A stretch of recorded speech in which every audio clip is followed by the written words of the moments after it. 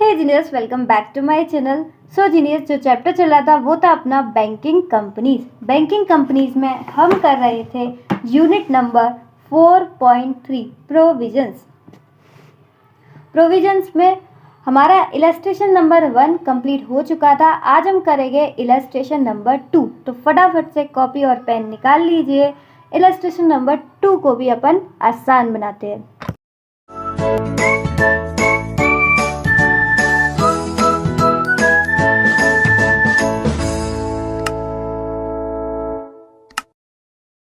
Start करो पढ़ना। Illustration number 2। From the following information, कुछ हमें इंफॉर्मेशन प्रोवाइड की गई है। Find out the amount of provisions to be shown in the profit and loss account of AG bank.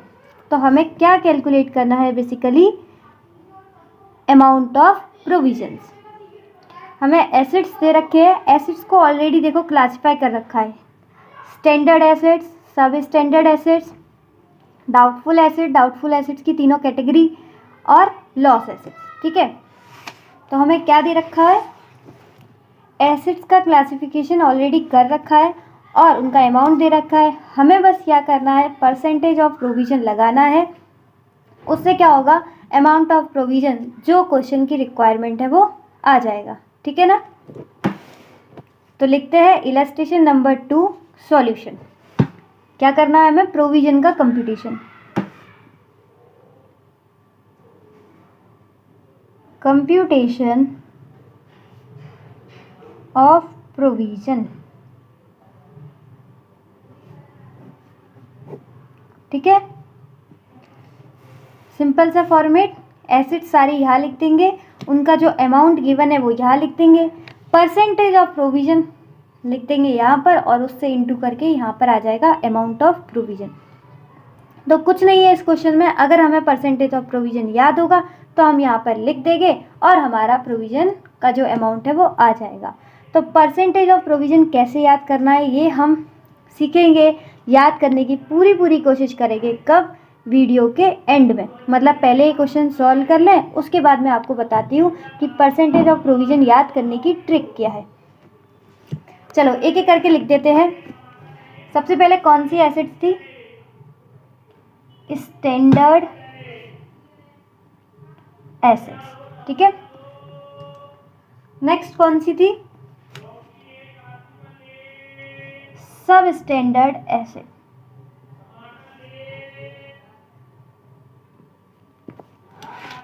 Next doubtful assets.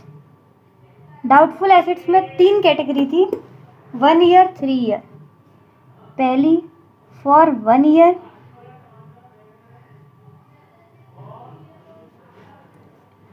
For 3 years, 1 year 3 year for more than 3 years, for more than 3 years, और last loss assets.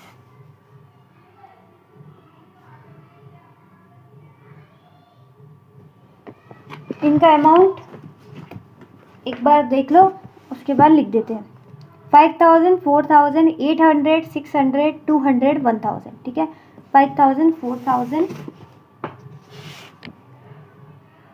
5000, 4000, 800, 600,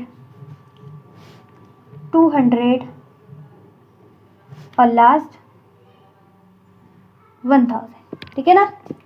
तो assets का classification given था और उनका amount given था। अब हमें क्या लगाना है? Percentage of provision. ठीक है, तो अभी अपन ये नोट्स में से देख के करते हैं, फिर बाद में इसको याद करने की ट्रिक सीखेंगे।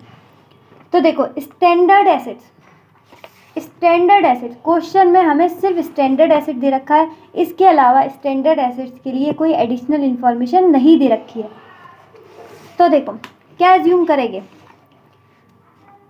ये दोनों कोई चीज़ स्पेसिफिकली कुछ एक्स्ट्रा तो दिया नहीं है कि स्टैंडर्ड एसेट्स कौन सी हैं, तो हम कोई स्पेसिफिकली नहीं करेंगे कौन सी वाली मानेंगे, in case of any other loans वाली। तो एनी अदर लोन्स पर कितना है 0.40%, तो इस पे आ जाएगा 0.4%। ठीक है, क्योंकि कुछ भी स्पेसिफिकली उन्होंने बताया नहीं था कि ये एग्रीकल्चर को दिया है या कॉमर्शियल रियल एस्टेट वगैरह को, तो हम ये मानेंगे कि वो कोई अदर लोन है। ठीक है ना, तो कितना लगेगा 0.4%। नेक्स्ट कौन सी है, सब स्टैंडर्ड एसेट्स।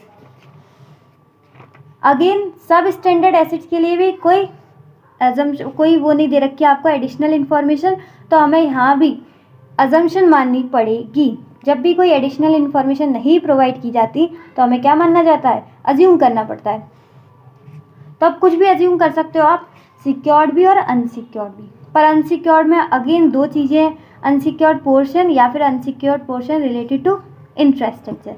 इसलिए सबसे सिंपल हम क्या मान लेते हैं, सब स्टैंडर्ड एसेट को सिक्योर्ड पोर्शन, तो कितना लगेगा 15%। ठीक है, एडिशनल इन्फॉर्मेशन दे रखी होती है तो हो सकता है ये लगता, हो सकता है ये लगता, पर यहाँ हम अज्यूम करके चल रहे हैं तो हमने माना है सिक्योर्ड पोर्शन और हम लगा देते हैं इस पर 15%।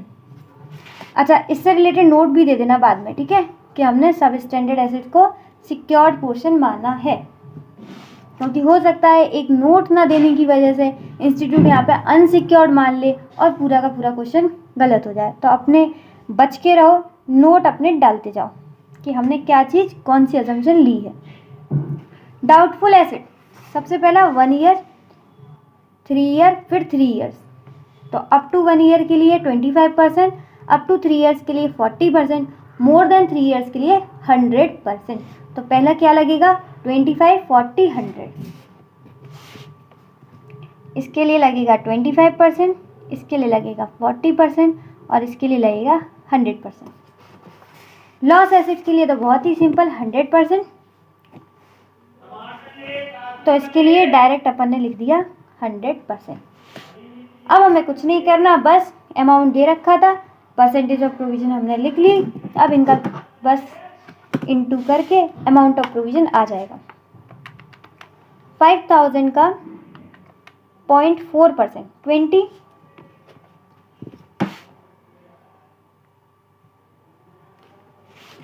4000 का 15% 600,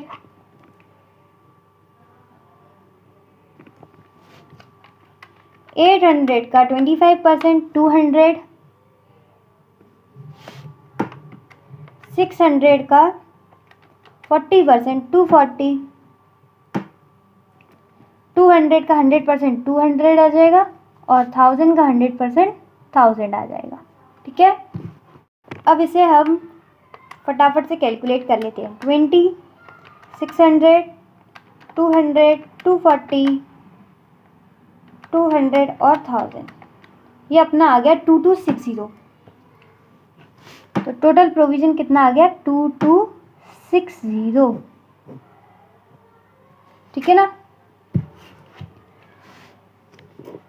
ये हो गया।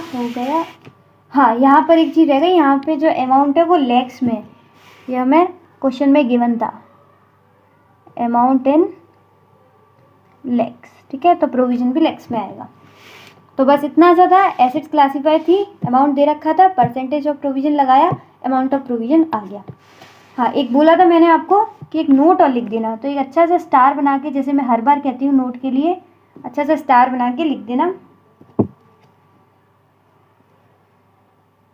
कि जो सब स्टैंडर्ड एसेट्स हैं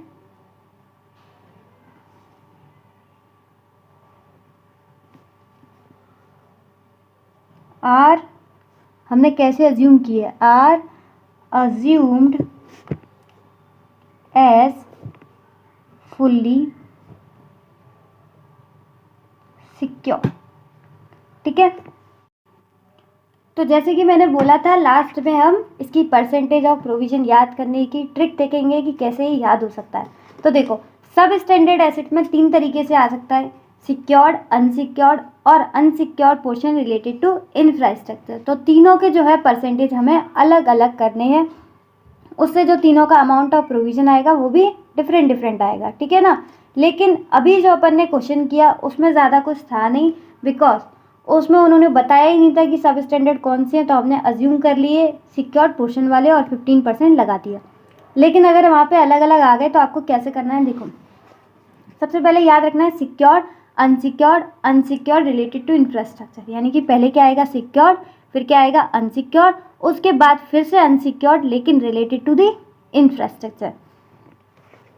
अब आपको एक की याद रखनी है, किसकी, सिक्योर्ड पोर्शन की, पहले वाले की 15%। सिक्योर्ड की अगर 15% होगी तो उसमें 10% से इंक्रीज कर दो, तो 15 + 10 = 25%। और जो अनसिक्योर्ड की होगी उसको 5% से डिक्रीज कर दो तो आ जाएगी 20%। ठीक है, तो ये मैंने खुद भी बहुत लोगों को बताया, उनके लिए बहुत ही हेल्पफुल था, तो आप भी इसको अपनाइए, क्योंकि डायरेक्ट अगर हम याद करते हैं ना 15, 25, 20 तो थोड़ी सी वहाँ पर एग्ज़ाम के टाइम पे हम भूल जाते हैं। लेकिन अगर आप ऐसे याद करोगे कि 15 अगर 10% से इंक्रीज़ करो, 5% से डिक्रीज़ करो, 10% से इंक्रीज़ करो तो 25, 5% से डिक्रीज़ करो तो 20%। एक बार ज़ोर से बोलना, सिक्योर्ड पोर्शन में क्या आएगा 15%, 10% से इंक्रीज़ करो, 5% से डिक्रीज़ करो, 10% से इंक्रीज़ करो, 5% से डिक्रीज़ करो। क्योंकि इस क्वेश्चन में ना पूरा खेल परसेंटेज ऑफ प्रोविजन का है। अगर आपको percentage of provision as it is याद होगे तो फिर आपका अमाउंट ऑफ प्रोविजन गलत हो ही नहीं सकता। लास्ट बार एक बार मेरे साथ बोलोगे, 10% से इंक्रीज़ करो, 5% से डिक्रीज़ करो, 10% से इंक्रीज़, 5% से डिक्रीज। हो गया सब स्टैंडर्ड एसिड। और एक और जिसमें सबसे ज़्यादा दिक्कत आती है वो दूसरा, डाउटफुल एसिड के सिक्योर्ड में। डाउटफुल एसिड के जो सिक्योर्ड पोर्शन होता है उसमें 3 कैटेगरी आती है, up to 1 year, up to 3 years और more than 3 year. Up to 1 year, up to 3 years, more than 3 year. एक बार फिर से बोलो, up to 1 year, up to 3 year, more than 3 years. Very good. ठीक है, इसमें भी पहले वाले का याद करो 25, इसमें पहले वाले का याद करा था 15, इसका पहले वाले का याद है 25। अब यहाँ से 25 4 ज़ा 100, छोटी सी ट्रिक है, 25 4 ज़ा 100। तो पहले वाले में 25, 25 4 ज़ा, 4 का मतलब 40% और लास्ट में 100%। 4% तो वैसे किसी है ही नहीं, तो आपको कभी दिक्कत आएगी नहीं कि 4% तो वो 40 ही होगा, क्योंकि यहाँ पर भी पॉइंट वाले थे। अगर कोई छोटी परसेंट है तो वो पॉइंट वाली है। ठीक है, अकेला तो 4% है नहीं किसी का, तो आप कंफ्यूज नहीं होगे। ठीक है, काम डाउन। एक बार ज़ोर से बोलो, 25 25 4 ज़ा 100। तो 25% याद रखना है, फिर बोलना है ज़ोर से 25 4 ज़ा 100। तो दो ट्रिक मैंने आपको बता दी। पहली 10% से इंक्रीज़ करो, 5% से डिक्रीज़ करो, और ये वाली 25 4 ज़ा 100। तो दोनों ट्रिक जब अभी तो आपको लगेगा नहीं कितनी ज़्यादा हेल्पफुल है, लेकिन जब आपके इसके क्वेश्चंस वगैरह करोगे और ये क्वेश्चन जैसे MTP वगैरह जब करोगे, आप अपना मॉक टेस्ट दोगे और ऐसा क्वेश्चन आ गया तो आपको हो सकता है, क्योंकि आपने मेरे साथ साथ बोला है, तो आपको वहाँ पर रिकॉल हो जाए। 10% से इंक्रीज़ करो, 5% से डिक्रीज़ करो, 25 4 ज़ा 100, तब आपको ये बातें ज़रूर याद आएगी।